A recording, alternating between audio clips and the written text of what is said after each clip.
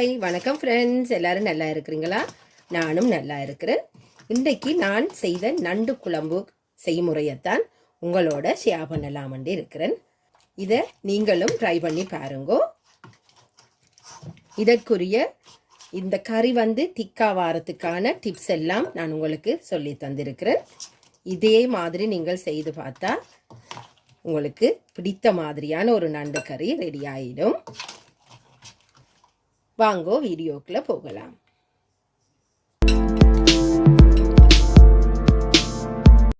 இந்த நண்டு கறி செய்கிறதுக்கு இதில் 4 நண்டு எடுத்து இப்படி வடிவாக எல்லாம் கழுவி ஒவ்வொரு நண்டையும் இப்படி அரை அரைவாசியாக உடைத்து எடுத்து வச்சிருக்கிறேன்.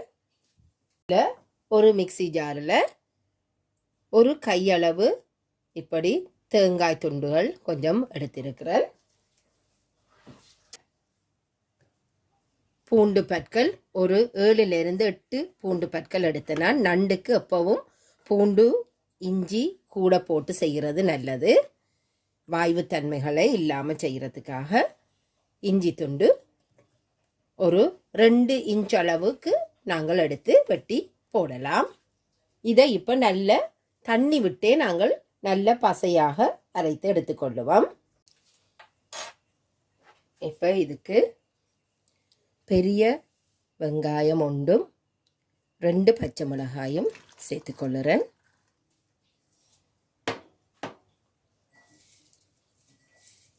தேவையான அளவு கறிவேப்பிலை சேர்த்துக்கொள்ளுவோம்.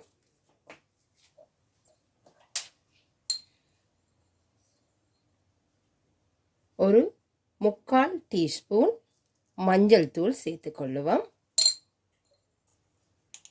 ஒரு 1/2 டீஸ்பூன் வெந்தயம் சேர்த்துக்கொள்ளுறேன். தேவையான அளவு கறி தூள், அதாவது ஸ்ரீலங்கன் கறித்தூள். இதில் தனியா எல்லாம் சேர்ந்தே இருக்கும். இந்த கறித்தூளை நான் சேர்த்துக்கொள்ளுறேன். நான் எனக்கு தேவையான அளவுக்கு சேர்க்கிறேன். அதாவது ஒரு 5 டீஸ்பூன் நான் சேர்த்துக்கொள்ளுறேன். நண்டு கறி எப்போவுமே காரமாக இருக்கிறது நல்லது. ஒரு 1/4 டீஸ்பூன் தனி மிளகாத்தூளும் சேர்த்துக்கொள்ளுறேன்.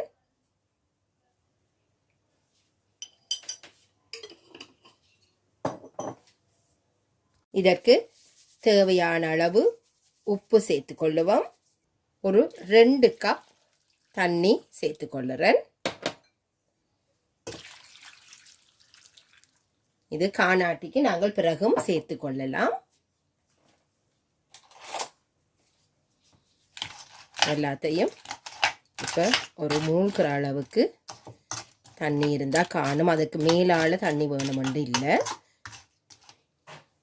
நான் இன்னும் ஒரு 1/2 கப் சேர்க்க போகிறேன்.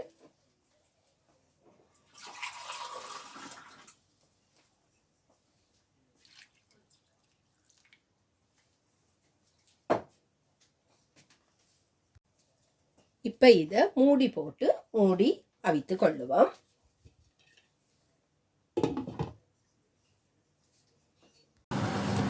இப்போ ஒரு 10 மினிட்ஸாக இதை இப்படி அவிய விட்டேன். நான் ஒருக்கா எல்லா நண்டையும் ஒருக்கா பிரட்டி விடுவோம்.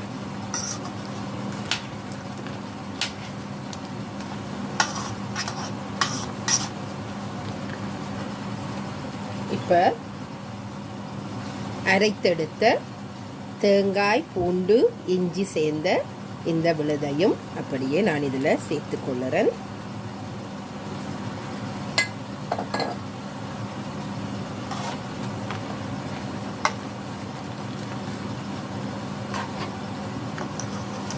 அதோட முக்கியமாக முருங்கை இலை சேர்த்துக்கொள்ளுங்கோ.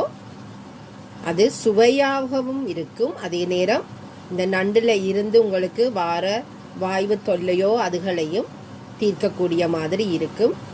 நிறையவே நான் பாருங்க 2 கை நிறைய அப்படியே நிறைய முருங்கை இலை சேர்த்துக்கொள்ளுறேன்.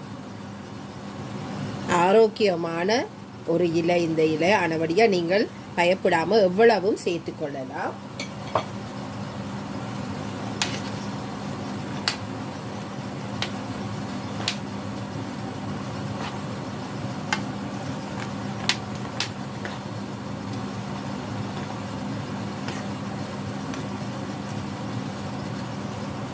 இந்த தேங்காய் கரைசலை விட்டா உடனே நீங்கள் இதை மூடாமல் விட்டால் நல்ல, ஏன்னு சொன்னால் சில சமயம் அது பொங்கி வெளியில் வழிந்துடும். ஆனால் அப்படி வழிந்தால் அந்த கிரேவியின் அந்த ஃப்ளேவர் எல்லாம் போயிடும்.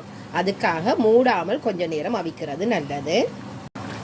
பாருங்கோ, இதுவும் ஒரு 10லிருந்து 15 நிமிடம் வரை நான் நல்லா கொதிக்க விட்டிருப்பேன். இப்போ கொஞ்சம் அந்த கறி வந்து திக்காகிட்டுது. நார்மலாக நாங்கள் இப்படி தேங்காய் பூவை அரைச்சி போடாமல் விட்டோம்னா நண்டு கறி வந்து தண்ணி தன்மையாக தான் கூட வரும். இப்படி எல்லாவற்றையும் சேர்த்து அரைத்து போடும்போது உங்களுக்கு சாப்பிடவும் அதில் கொஞ்சம் கிரேவி எல்லாம் வடிவாக பிரண்டு நல்ல வடிவாக நல்ல ஒரு டேஸ்ட்டாக வரும். இது பாருங்கோ, இப்போ நல்ல வடிவாக கறி எல்லாம் நல்ல திக்காக வந்துட்டுது. இப்போ அடுப்பை ஆஃப் பண்ணி போட்டு நாங்கள் மூடி போட்டு கொஞ்சம் நேரம் மூடி விட்டு கொள்ளுவோம்.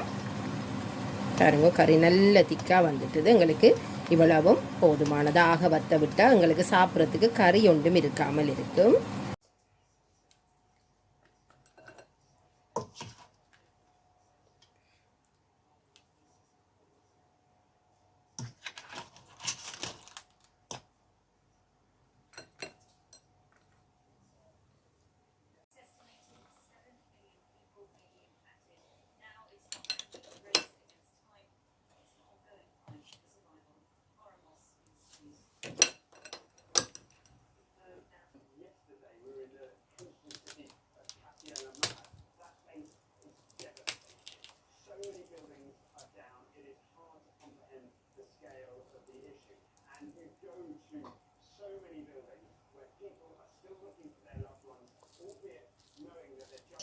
மீண்டும் இன்னொரு வீடியோவில் உங்களை சந்திக்கிற வரைக்கும் தேங்க்யூ, பாய்.